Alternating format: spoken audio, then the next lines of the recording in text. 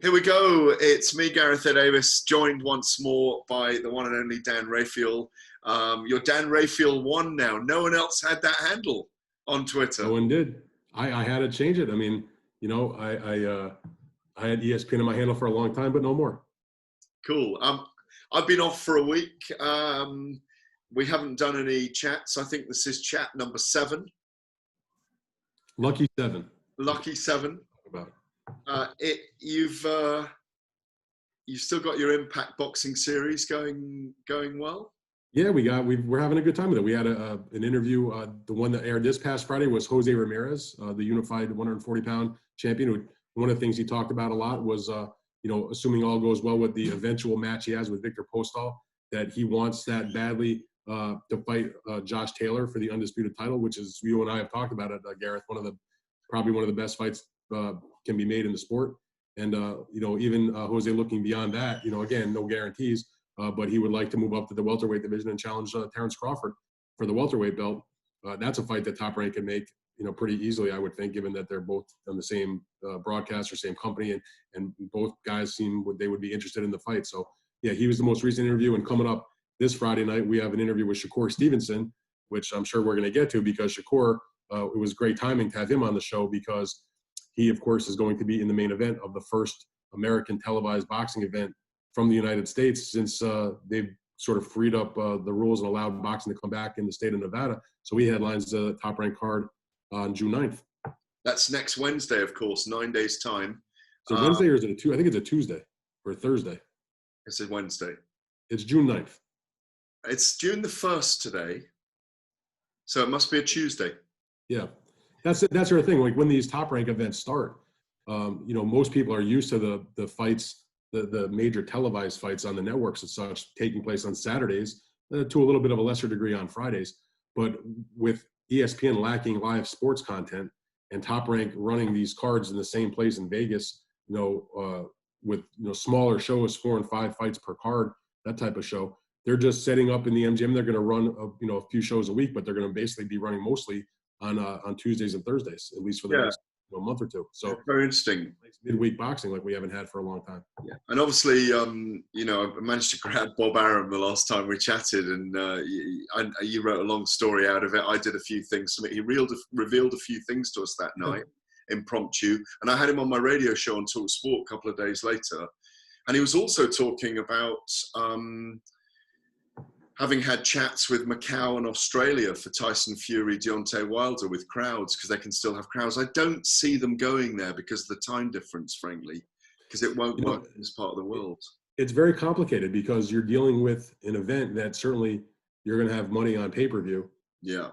You need a gate, or if you don't have the gate, you need somebody that's willing to bankroll the fight, like, a big casino in Macau, or like the group that brought in Deontay, or that brought in Tyson Fury, not Tyson Fury, I'm talking about, brought in the rematch between Anthony Joshua and Andy Ruiz to Saudi Arabia, where they paid a very large site fee. So they didn't really have to rely on selling tickets that are, highly priced.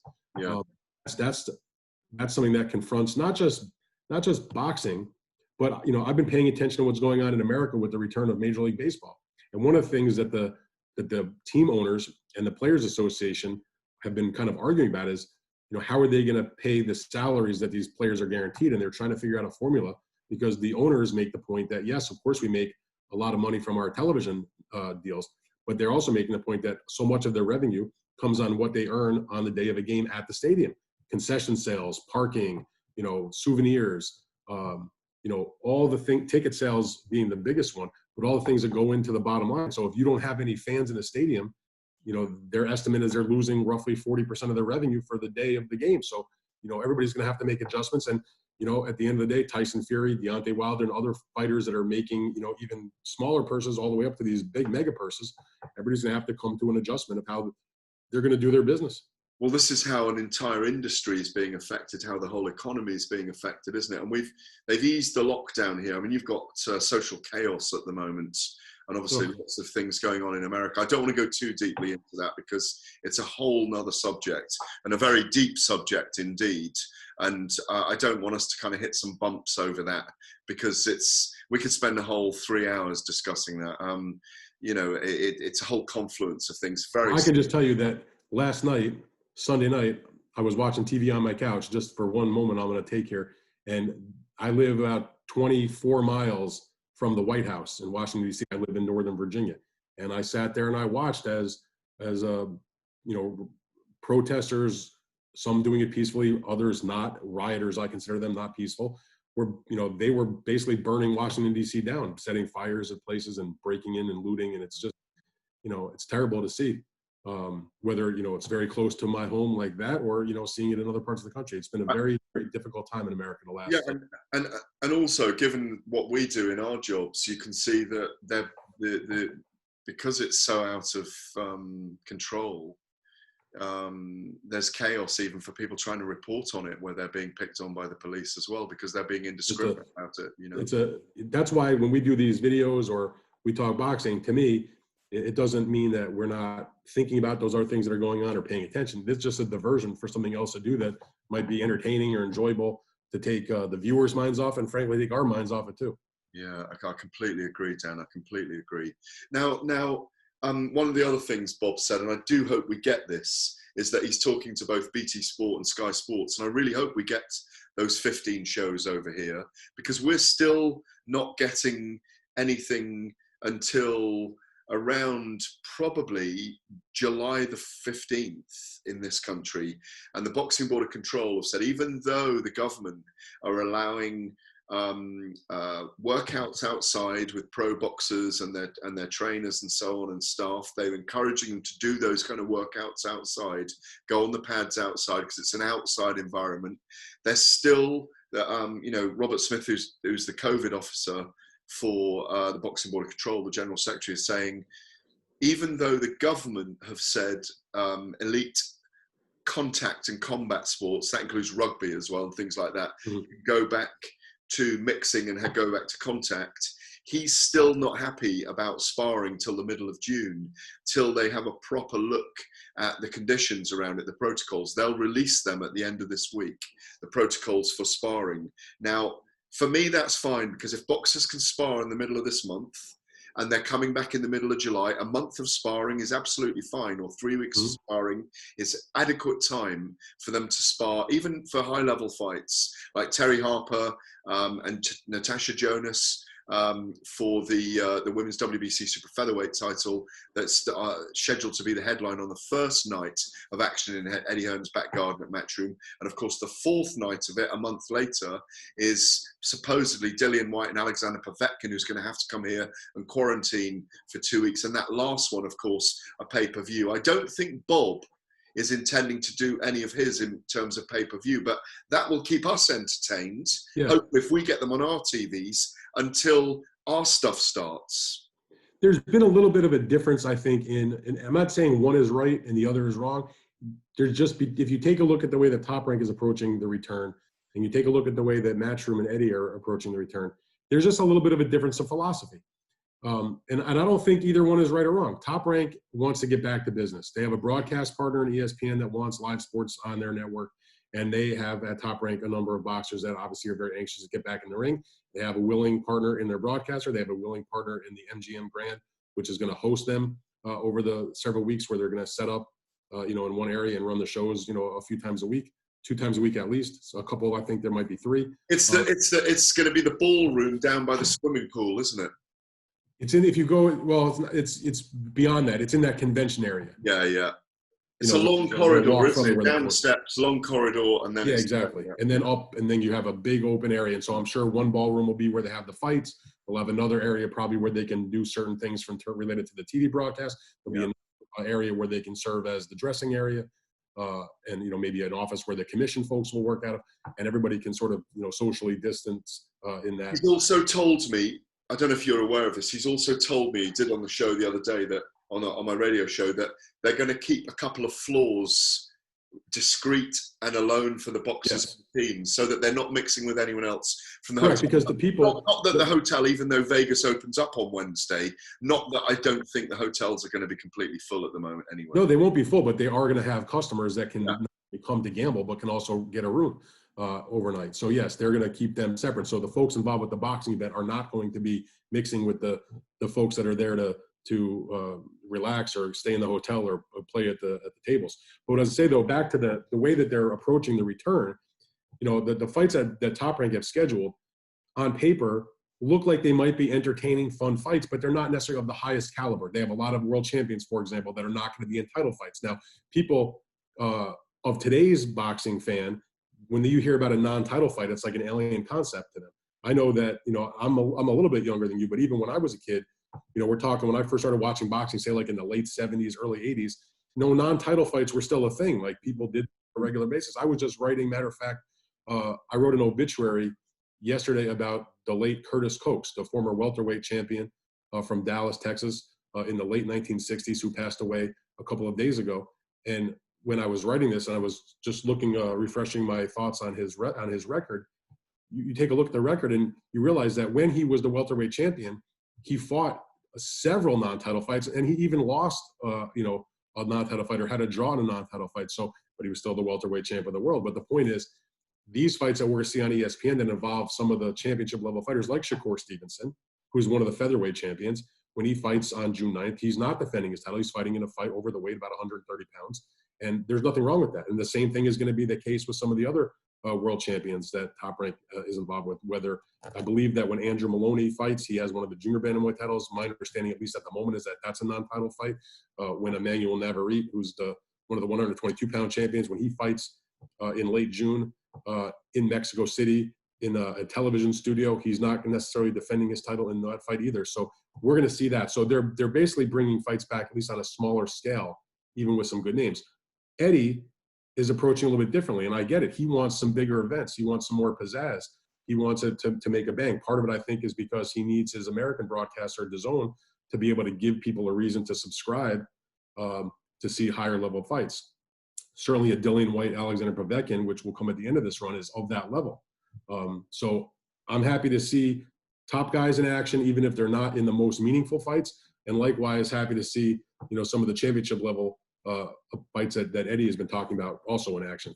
I don't know if I'm going to be permitted to go anywhere near the 4 events that Matchroom are going to put on. I mean, I work for one of the sponsors who may be involved, William Hill, in another branch of what I do. I'm going to try and find out about that very quickly. Are you going to be at any of those events over the next 7 weeks? I won't be, because there are no media allowed anyway to be there. And as far as what is going on with the UK shows, maybe things have changed. My understanding was there would be an area in Eddie's backyard to have some press presence.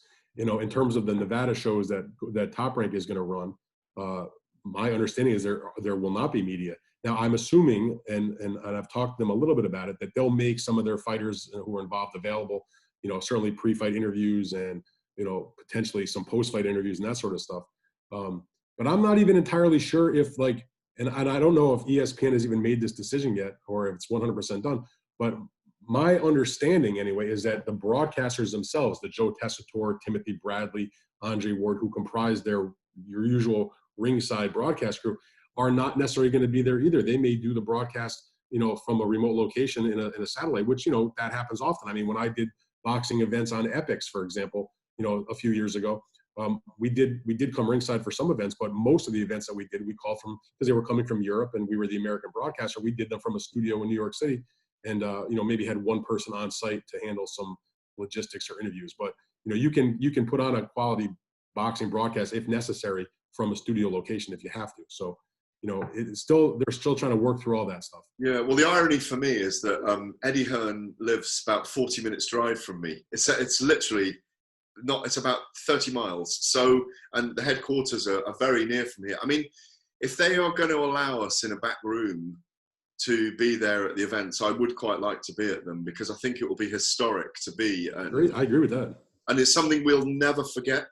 I was on TalkSport yesterday afternoon talking with a guy called Mark Saggers, who was presenting, and at the time he was a TV reporter for Sky, and he was talking back over 25 years since Mike Tyson was released from jail, obviously, and he talked through that day, and Muhammad Ali was there to meet him, and they went to church together and all these things. It was a big event, and I think similarly, to be at the first event back here and maybe the 4th event for Dillian White and Alexander Povetkin for the interim WBC heavyweight title are two events that if you can even be there in a back room and you interview people behind a screen afterwards, it's something you'll never forget in your career because you're right about that. Ordinary time, you know. And I would say this also: some of the events that Top Rank are putting on, again, I'm not criticizing the matchups or anything like that, but they are not the caliber of fight that most media outlets would send their report. Like if I was still working for ESPN, for example, even though it's an ESPN event,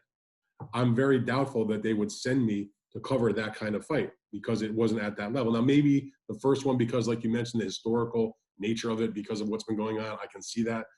But again, for some of the fights that come after that, again, solid matchups, hopefully good action, but not of the caliber that's going to necessarily draw the kind of readership on the website that they're going to want to spend the money that it would take to send a person to go to those fights. And I can see the similar thing, you know, with other media outlets also. You know, and when it comes to the fights that you're talking about in the UK, if Eddie's doing some bigger scale fights that are world championship level fights, obviously in the UK, you know, it's not as difficult to travel from one place to the other because it's a much smaller country. The costs are less. You know, if you're 40 minutes from Eddie's backyard and they're allowing some press to go there, I'd be surprised if you and others didn't go there to. Yeah. Well, it's a news event. Stay safe and stay distant, you know. Absolutely, but it's a news event, so it's not worth exposing yourself to them, and you've got to be tested and all those things that whatever the distance is put in place, the protocols. But like you say, we are reporting on events, but we know what news is as well. Like if you and I were covering an event and the event was cancelled and we were caught in a riot situation, we may be asked by our editors to report on that riot. That's what we do. I'll give you an example of something like that. I've done it in Iran. I've done it in China. I've done it all over the place. You know, look, as a professional, reporting. I reported on the Trump election when I was in America. I was there when Obama. Because Joe Calzaghe fought Roy Jones Jr. I think it was a couple of nights before that Barack Obama was elected in, and I remember being in downtown Manhattan. And then the same, I was in America 2 times that Trump was elected in. And I wrote a piece for our live blog because... If you can report, you can report. I mean, when I was a young sports reporter working at the paper in Binghamton, New York, in upstate New York, this is well before I was covering professional boxing. I was a reporter at that paper. I was covering minor league baseball and college athletics and, you know, any number of other college and professional sports. But when we had a huge weather incident there where there was tornadoes all over the place and the news desk needed some help, you know, they said, you know, hey, Rafael, can you help us out on the news desk? What do you need? So I got in my car and I drove to a town, 40 miles away to do some reporting on the ground of what was happening, on the scene. And so, it's sort of the same thing that, just because, people know you as a sports reporter and as a professional, that's all I've ever done, does not mean I or you and any other person with a deep background in journalism is not capable of going and reporting on whether it's a riot or it's a political meeting or, some kind of other story of community interest. I have the ability to write about anything, really.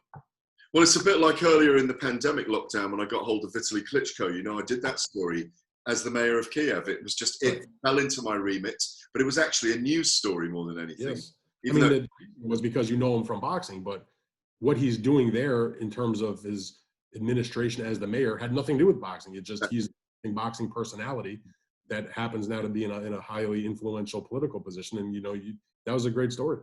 Thank you. It's 1 year. Who'd have thought all of this would have happened in the year intervening?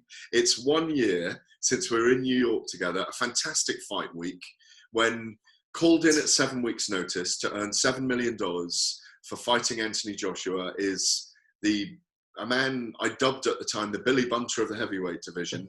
Fast hands, very good boxer, knows his stuff, fought big guys all his life. I'd been to see Andy Ruiz in Los Angeles 18 days before it, because I'd been there for another event. I think it might have been a Bellator mixed martial arts event. So I'd been in the vicinity, had fantastic interviews with him. He really looked like he had self-belief. And then we get that fight week where Anthony Joshua was pumped up for fighting Gerald Miller. He's banned because of 3 separate drugs incidents in the lead up to that. Some heinous... which was stories that I broke at that time. And it was that. It was like here's one positive test, and then an hour later, okay, he's got a second positive. You're updating the stories. That was absolutely wild. I was in New York when that was happening for another event. Yeah, who could have thought all this would happen in 1 year's time? But at the time, there was a sense, certainly on the Thursday of the fight week, or the day there was a press conference, I did some stuff with Anthony Joshua behind the scenes. He looked marked around his face. Not unusual, this, that fighters are marked in around their face or have bruising or have cuts going into a fight week, because that could have happened when they were sparring 7 or 8 days earlier. But he seemed too relaxed to me. There was something about him.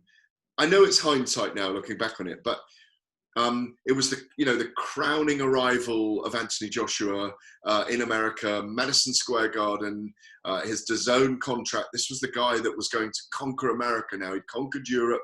He'd beaten Klitschko in front of 90,000 people at Wembley Stadium. You were there. It was an incredible night, wasn't it? And yet, Andy Ruiz, for whatever people say about him now, and the weight he was, the weight he held for the rematch, he took his chances that night. We all had adrenaline that night, didn't we? Oh. Because it was an extraordinary fight, an extraordinary battle, and it shocked the life out of so many of us, didn't it?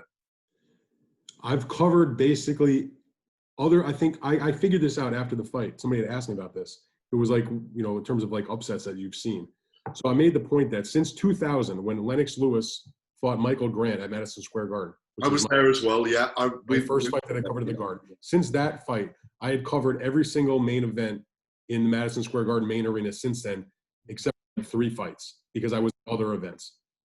Like a Cotto fight, like 2 Cotto fights I missed, because one was, I was at a Tyson fight at a different location, and one I was at Bernard Hopkins versus Antonio Tarver. So anyway, the point is that in all those boxing events at Madison Square Garden, not only was that maybe the most exciting fight that I had covered, in terms of just the back and forth and just the knockdowns and the drama, but the biggest upset I had ever covered at Madison Square Garden. I mean, I was having a hard time thinking like what even came close. Maybe in terms of excitement, it might have been, one of the Felix Trinidad fights, like when he fought Mayorga, or maybe Miguel Cotto when he had the rematch with, the real rivalry, feud fight with Antonio Margarito.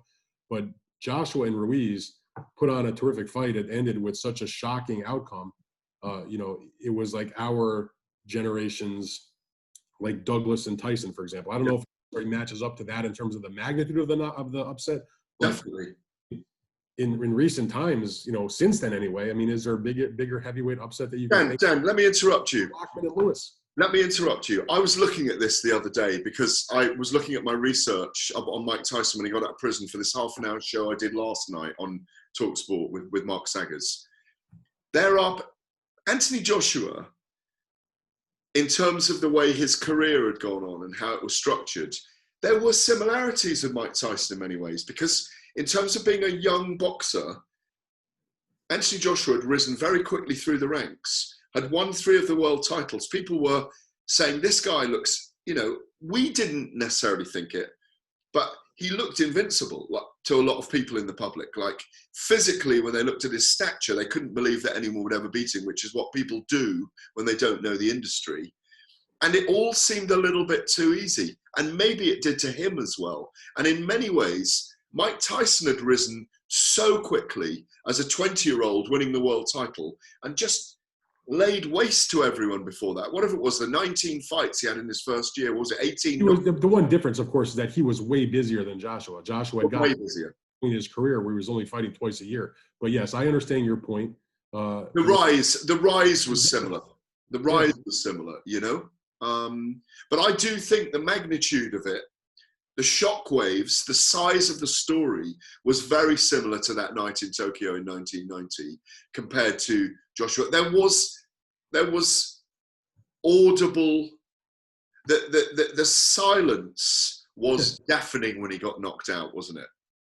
It was, well, part of the reason for that was because even though the fight was in New York City in the United States, the vast majority of the people that attended that fight in the arena were Joshua fans. They, were rooting for him. Thousands and thousands of people that filled the arena that night had made the trip from the UK to attend the event. So that was not a total shock to me. It was, similar, let's say, when Mayweather knocked out Ricky Hatton, the Brits were had overwhelmed the MGM, so it was a hat and house. So even though it was in America, they were somewhat silent right off the bat, and then of course they started singing after that.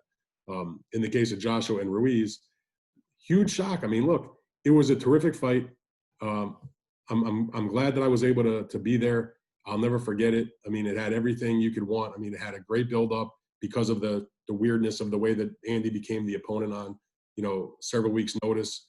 Although I don't put a lot of stock in him winning because, or downgrade it because he didn't, because he took the fight on short notice. The reality was he had just fought against Dimitrenko, just a few weeks earlier. So he was not like a guy that took this fight on short notice and was not in any kind of condition. Whatever condition he was in for Dimitrenko, he didn't really have that much time to get out of shape because it was only within probably, I don't know, Gareth, remember maybe 10 days, maybe 2 weeks after that fight that he accepted the fight with Joshua, a fight that, by the way, he sought out. And Eddie will tell the story about how, after the fight when they were looking, after Dimitrenko and Andy had fought, it was about that time where Eddie is now looking for an opponent to replace Gerald Miller. And he had a list of 3 or 4 guys or whatever that were possibilities.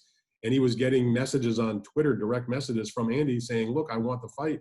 Yeah. And wait till my fight's over with. And ultimately, they signed him. And I'm going to tell you another thing about that, Gareth. Eddie did a card down in Maryland at the MGM National Harbor, not too far from my house. So I was covering the event. It was, I believe it was the fight where he had Devin Haney against Antonio Moran, which was a DAZN show, a match from USA. So I had arranged, this was in May rather. I had arranged with Eddie to meet with him the day of the fight to do an interview in preparing some of my pre-fight stuff on the Joshua Ruiz fight. And so I remember meeting with him before the show and sitting in one of the conference rooms there and interviewing him and talking about his thoughts about Ruiz taking this fight on short notice and being an underdog. And I will never forget Eddie telling me the story of talking to Ruiz and Eddie being a little nervous, being like, look, this guy's got nothing to worry about. He doesn't think about this. He's like, all he said to me is, yeah, I want the fight. I'm coming to New York. I'm going to knock the motherfucker out. And I'm going to make history. I'm going to make history. And I'm going to knock the MFR out. Yeah. That's exactly what Eddie said to me. And when Andy Ruiz knocked Joshua out that night at the Garden, the first thing I thought of was that conversation where he was talking about how nonchalant and how unnervous Andy was and how I'm going to knock the MFR out and win the heavyweight title. And Eddie's like, oh my God, it happened.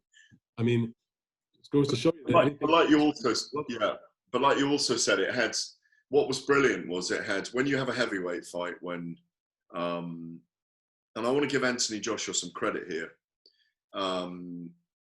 When he'd knocked Andy down in the 3rd round and Andy got up off his backside and fought back, and Joshua thought he was about to finish the fight and got knocked down himself.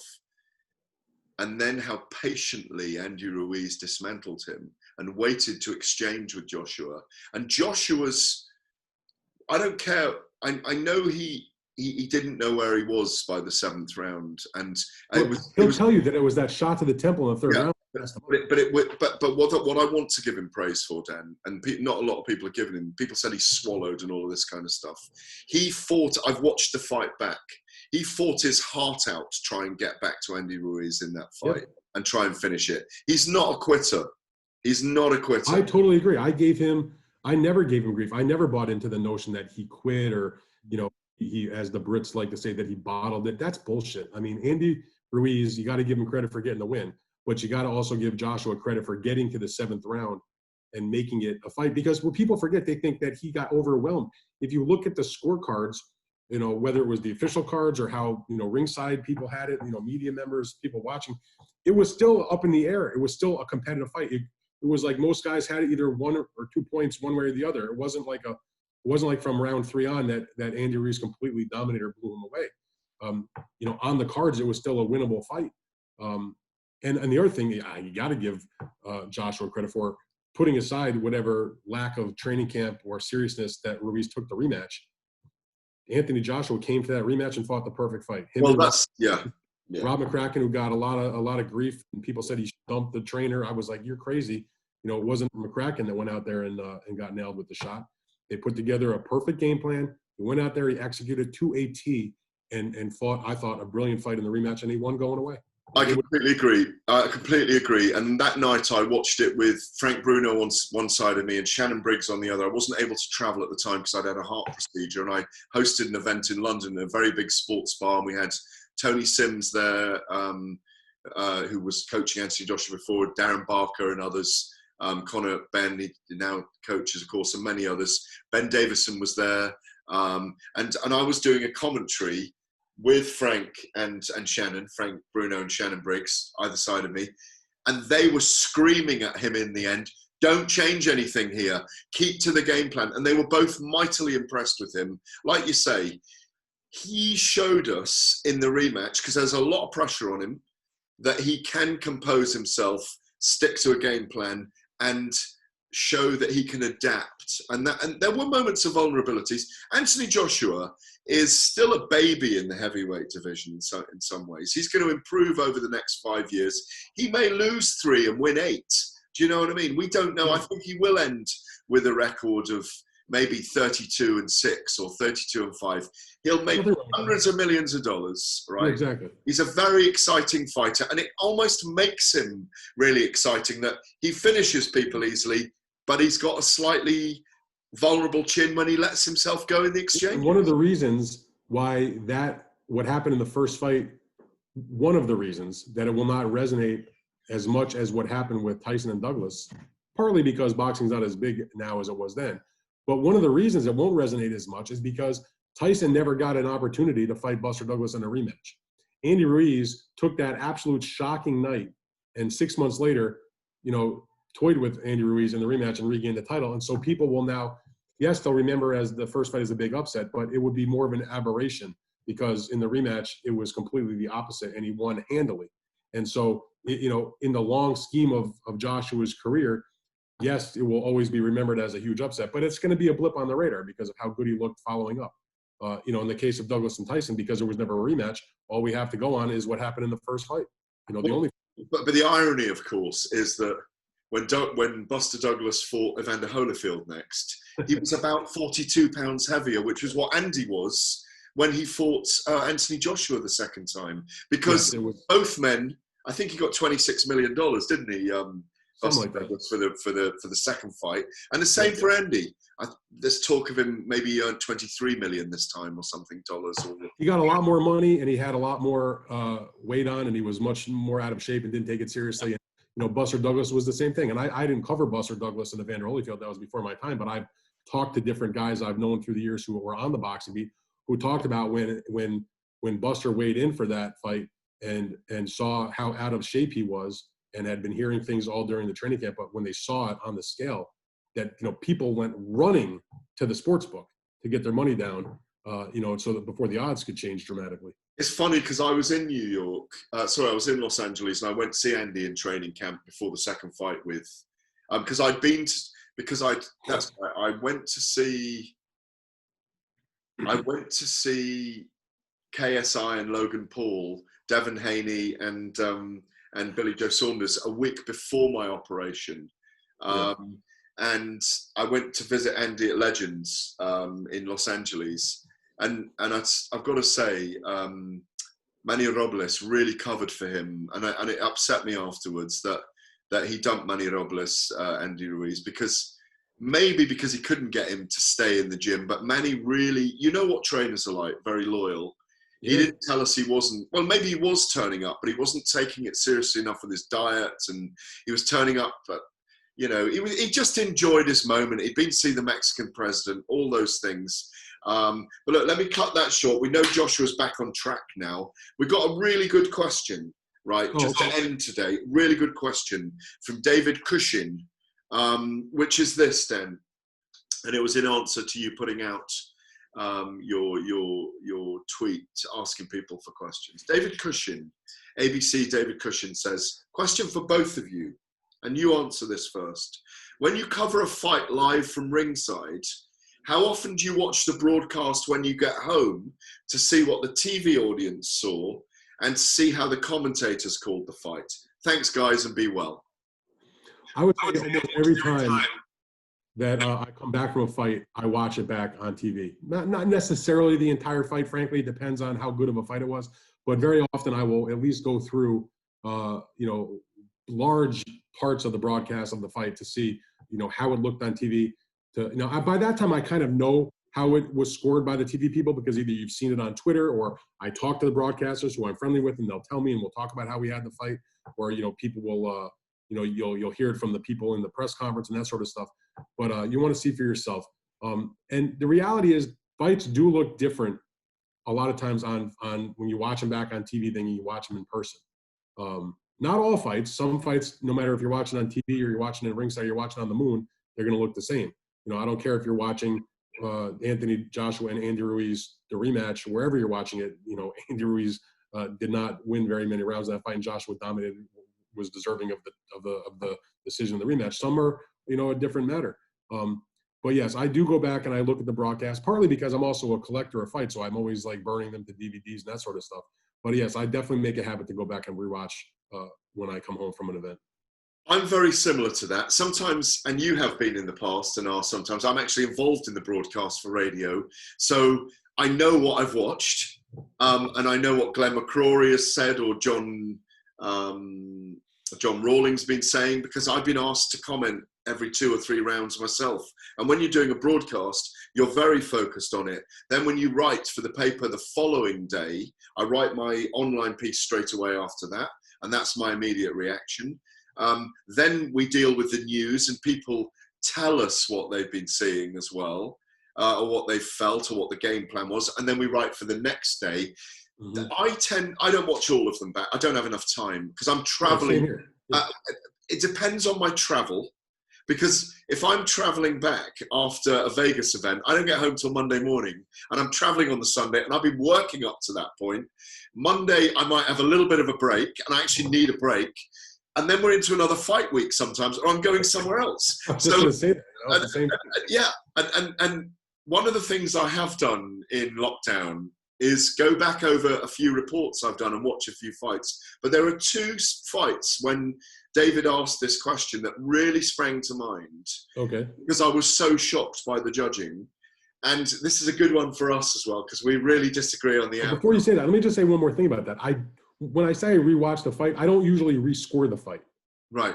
Yeah, maybe I'll look at a couple of rounds that may have come up as so-called controversial, and I'll check it out again. But I don't sit there with the paper and pen like I do at ringside and rescore it. But anyway, so what's the 2? You only get a chance. This is in as much as I'm sure I've said it on our shows at some point, it's one of the things I live by. I will only write what I will say to a boxer's face, and it's a rule I have. Yeah. Not everyone's like that, Dan. Not everyone is like that. Well, I'm definitely we go and walk away sometimes, and I'm not trying to rat on anyone here, but people talk out of 2 sides of their mouths in our industry sometimes. If I say something to someone live, I will say it to them privately or on a broadcast like this. That I'm not going to run them down outside it. If I have a personal beef with someone, that's a different thing, but I don't really have those with a lot of fighters and trainers and so on. I don't have them. Because I think we're both very straightforward in the way we deal with people, Well, by the way, that's one of the reasons why sometimes a fighter might get mad, because you are straightforward. Oh, no, exactly.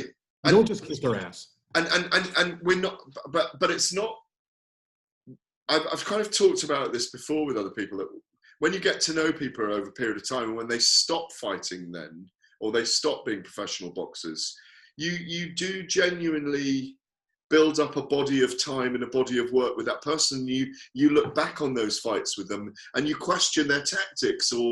But here's my 2 fights. I came back and I watched the first Gennady Golovkin and Saul Canelo Alvarez fight, because I wanted to see how on earth anyone could have scored it. As her name escapes me right now. Sorry, Adele Weeks. No. Oh, Adelaide Bird. Adelaide Bird. Sorry. Yeah. Lockdown. That's the judge that scored it wide for Canelo ridiculously in the first fight. Yeah, exactly. Like ridiculous. Like 10 rounds. Did you have a 10 rounds to 2 in favor of Canelo? Exactly. Yeah, 118, 110, I believe it was. Yeah. And by the way, that's what made the whole thing so controversial. That it had been a draw, and it was, and all the cards were close. Even then, maybe it wouldn't have been. If it was 7-5, 7-5, 6, there would have been some consternation, and people would have been aggravated and whatever. But what threw that over the edge is when you have 2 cards that are awfully close, and then she scores at 10-2. You're just like, what are they watching? Yeah, exactly. So I needed to see why I had seen it a certain way. How did you have that fight, Gareth? In fairness, I think I had that first fight. God, my mind is playing tricks on me in lockdown. 7-5 or 8-4 for Golovkin that first. And I think I had it 7-5 for Golovkin, but it wasn't the kind of 7-5 where I felt like I could have switched a couple of rounds and had it the other way. Exactly. And the other fight, which because it was so big, and we had very alarmingly different scorecards, you and I, on this one, was how'd you have the second fight? I had it to Canelo by a round. Well, we didn't have vastly different cards. I had it a draw. Yeah, no. But the second fight I'm on about is not their second fight. It's Deontay Wilder versus Tyson Fury 1. Gotcha. I was in the minority. I admit that, and I have gone back and rewatched that fight, and I stand by it. And if you want to fight me about it, or anybody wants to argue about it, that's fine. You have your opinion. I have mine. How did you have it?